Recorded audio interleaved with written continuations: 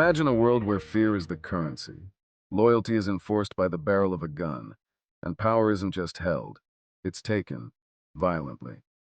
What drives people to enter this shadowy world of organized crime? Is it greed, survival, or something deeper, something psychological? Today we're pulling back the curtain on the minds behind the mafia, the cartels, and the syndicates. What makes these criminals tick, and why do they thrive in chaos? Keep watching, because the answers may shock you and change the way you see the world forever. Introduction to organized crime. Organized crime is often portrayed as a world of glamour, power, and ruthless efficiency. From Hollywood movies to real-life headlines, these criminal organizations capture our collective imagination. But beneath the surface lies a complex web of psychological motivations and dynamics that drive these groups. Understanding the psychology behind organized crime requires us to explore not just the actions of these criminals, but the underlying factors that shape their behavior. The allure of power and control. At the heart of organized crime is the pursuit of power and control. For many who join these syndicates, the allure isn't just about money, it's about dominance. Organized crime offers individuals a path to power that they might not find in the legitimate world. People have a basic need for control over their environment, and for some, this need becomes all-consuming. In the world of organized crime, power is often gained through violence and fear, but it's also maintained through a complex system of loyalty and hierarchy. The role of identity and belonging.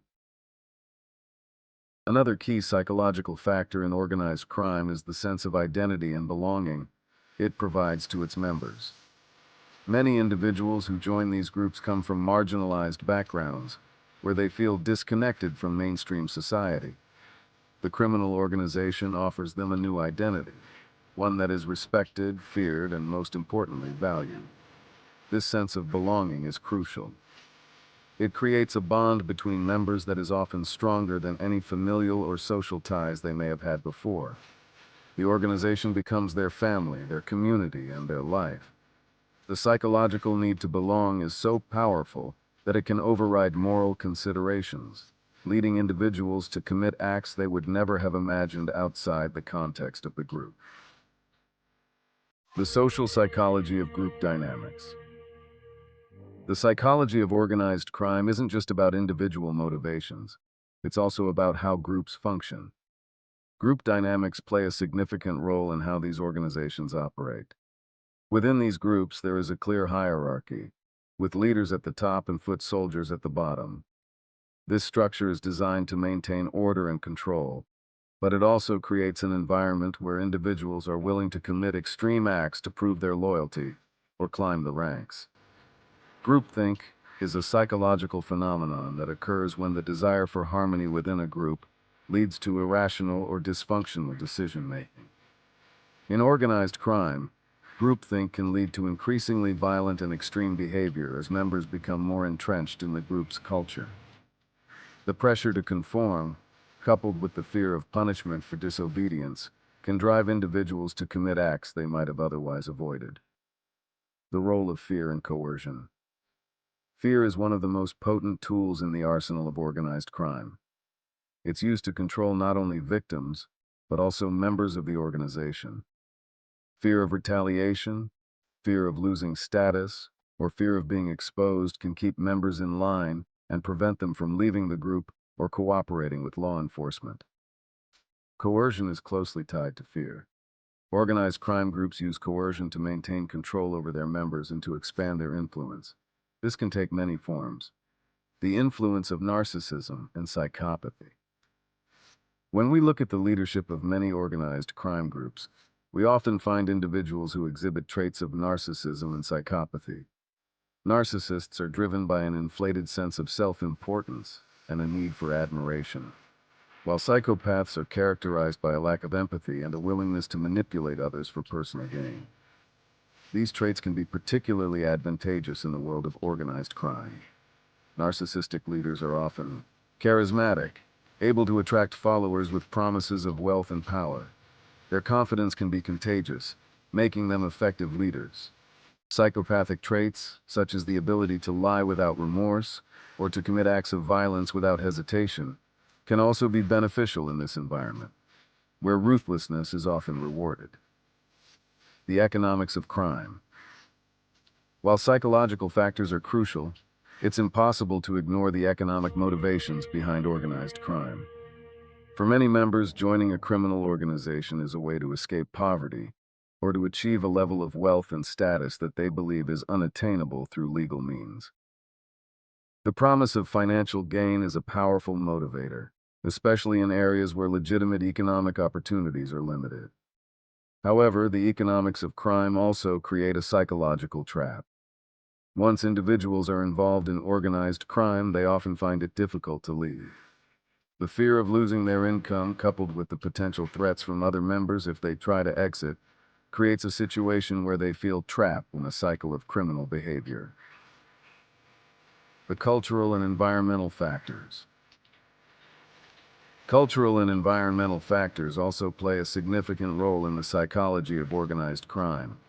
In some communities, involvement in criminal organizations is seen as a rite of passage or a means of gaining respect. The social environment in which individuals are raised can shape their attitudes toward crime and influence their decision to join these groups.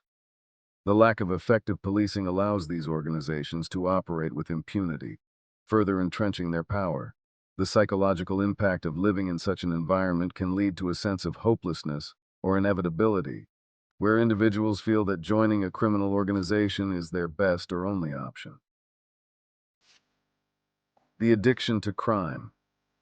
For some members of organized crime groups, the lifestyle itself becomes addictive. The thrill of danger, the adrenaline rush of illegal activities, and the rewards that come from successfully executing a criminal operation can create a psychological dependence. This addiction to crime can be as powerful as any drug, leading individuals to take greater and greater risks in pursuit of the next high. The constant need to prove oneself within the organization can drive individuals to push the boundaries of what they're willing to do, leading to increasingly violent or reckless behavior. The psychological cost. While organized crime might offer short-term rewards, the psychological cost is often immense. Members of these organizations live in a constant state of fear, paranoia, and stress. The difficulty of leaving. For those who wish to leave organized crime, the psychological barriers are significant. Fear of retribution is the most obvious, but there are also deeper, more personal challenges. The identity that they have built within the organization, the sense of belonging, and the power they wield can be difficult to give up. The complex web of organized crime. The psychology behind organized crime is a complex web of power, identity, fear, and coercion. It's a world where basic human needs are twisted and exploited, where the line between right and wrong is blurred, and where the pursuit of power and wealth comes at a tremendous psychological cost. Understanding the minds of those who enter and operate within these criminal organizations gives us a clearer picture of why they are so difficult to dismantle. The psychological ties that bind members to these groups are as strong as any physical chain. The psychology behind organized crime reveals the deep, often disturbing reasons why these criminal organizations persist. From the allure of power to the crushing weight of fear and loyalty, these factors create a world where crime isn't just a choice, it's a way of life. Thank you for watching, and stay tuned for more insights into the minds of those who walk the fine line between order and chaos.